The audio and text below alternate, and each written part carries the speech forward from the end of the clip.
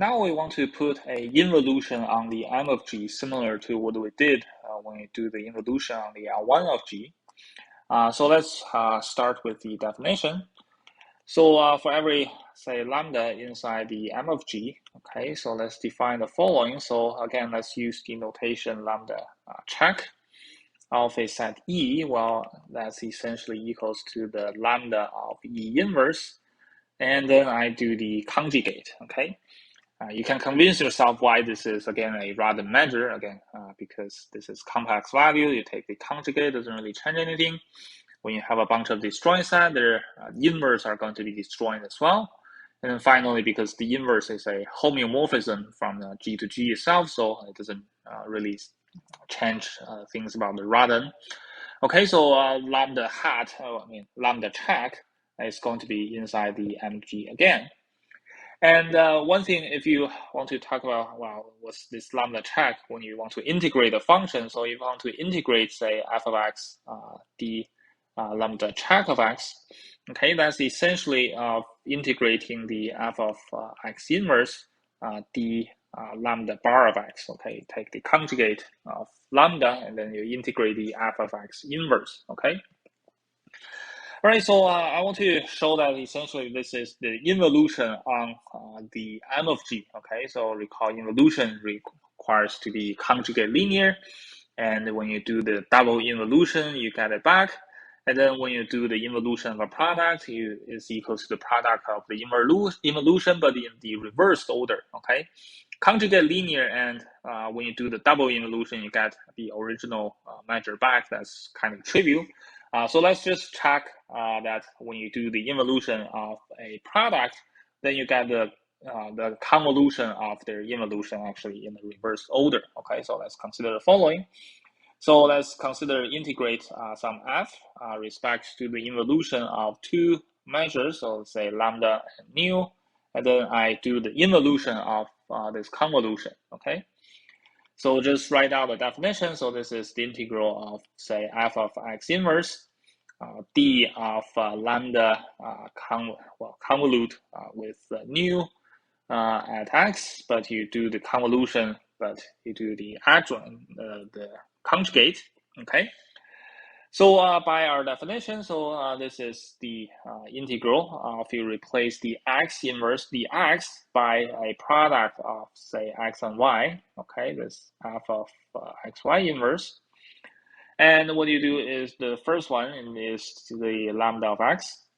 Okay, the second one is the d mu of y, and you can check, you can just put the conjugate here. Okay, it doesn't really matter. All right, so this one is equals to the double integral of f of y inverse times the x inverse. And then you do the d of nu bar of y, and then you do the d of lambda bar of x.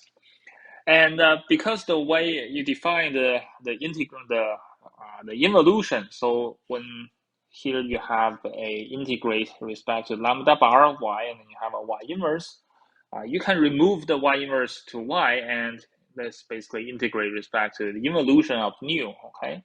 And you do the same thing for lambda. So this is just the double integral of f of yx, d of nu check of y, and then d of lambda check of x, okay?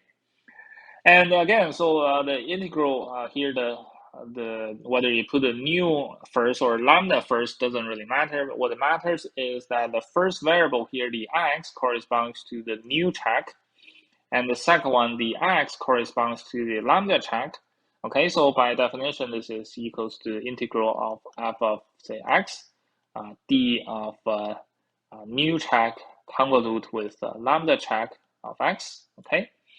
So this essentially just finished the proof, okay? So what we proved is that if you do the convolution and then the involution, that's equals to the involution, then convolution, but in the reversed order, okay? So that's what we proved.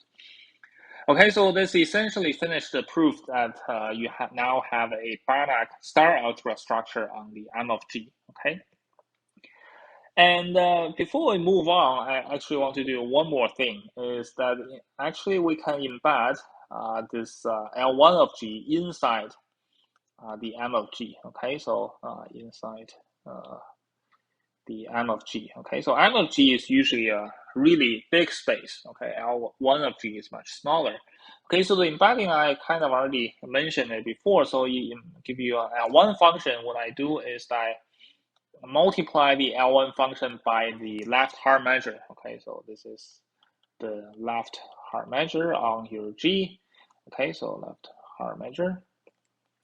So this way you clearly obtain, given any L1 function, you do have a random measure. There, of course, the M of G contains much more than that. For example, we saw when G is not compact, then, not discrete, then M of G actually contains those Dirac measures, but now those are not L1 function. Okay, you cannot use the L1 function to do that. All right, and what you can do is that, in fact, the convolution, so on the L1 of G, you have a Banach algebra structure given by the convolution of functions, and on the M of G, you have a Banach star algebra structure given by the convolution of measures, and in fact, these structures are going to be compatible, okay? So this embedding is actually an embedding of Banach star algebra, okay, as a Banach star algebra. So what I mean by that is the following. So let's just give this measure a name. Okay, so maybe let's call it mu translated by f. So let's call it mu f. Okay. So if I want to consider what's the mu f convolute with mu g, so as a measure. So if I say integrate, okay, so let's integrate, say, because we're going to have an f and g, so let's say integrate some phi of d mu f convolute with mu g, okay? So by definition, what it does is that, first of all, okay, so by definition, this is integrate, the double integral of phi of xy, d of mu f of x, d of mu g of y, and mu g and mu f essentially you just multiply the f and g. So this is the double integral of phi of xy. You have a f, and that's an x, and then a g, that's a y, and then you do the dx dy, that's the usual left hard measure, okay? I'm ignoring the mu here.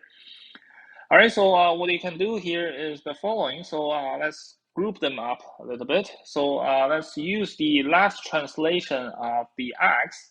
Okay, I want to translate this xy. Okay, I want to pretend that's going to be equals to the integral of y. Okay, so let's cancel out the x.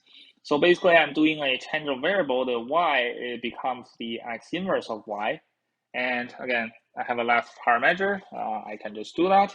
So this is going to be the double integral of phi of y. Okay, so the x got cancelled. And I have a f of x. Okay, that's unchanged. And then g of y becomes g of x inverse y. Okay, and then have dx dy. And I can just move the phi y to the outside. So let's do phi y here. And then once I fix a y, I integrate whatever is inside the fx g of x inverse of y, and then I have a dx, okay? So this is going to be, by definition, this is the convolution of these two L1 functions evaluated at this point y, okay?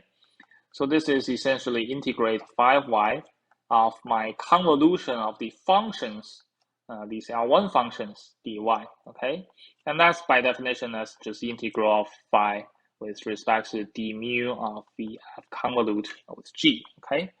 So essentially what we prove is if you, under this embedding, if you want to convolute two measures, okay, these two measures coming from the L1 functions, this is essentially the same as you convolute your L1 function first, and then you embed it in the M of G, okay? So they are the same. And you do the same thing for the involution as well. So let's say if you want to integrate, say, phi of x, d mu f check, okay, of x, okay? So what it does is essentially you do by definition, as the integrate the phi of x inverse, d of mu f of x, the whole thing will conjugate. Okay, so that's essentially you multiply the conjugate of f, so that's the integral of phi of x inverse. You have the f of x conjugate, okay, dx, okay, the d mu x, the left hard measure. And so now you want to write it as an integral of phi x respect to something else. So what you can do is you want to replace this x inverse by x. So by doing that, you need to pay the modular function. So you integrate everything, you reverse it. So the x inverse goes to x, the f of x goes to fx inverse, of course, conjugate, but you need to pay the price of the modular function of x inverse. Okay, so that's the formula. And as you can see, this is just equals to the integrate of your phi respect to this measure now.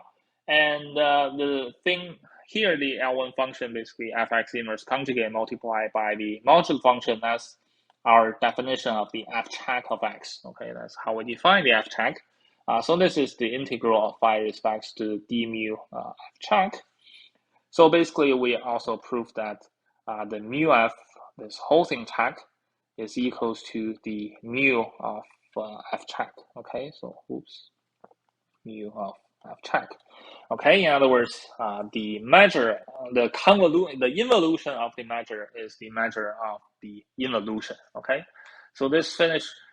Basically, this embedding from the L1 of G to M of G respect all the Banach algebra structure we just defined, the convolution, involution. Okay, so it's all compatible.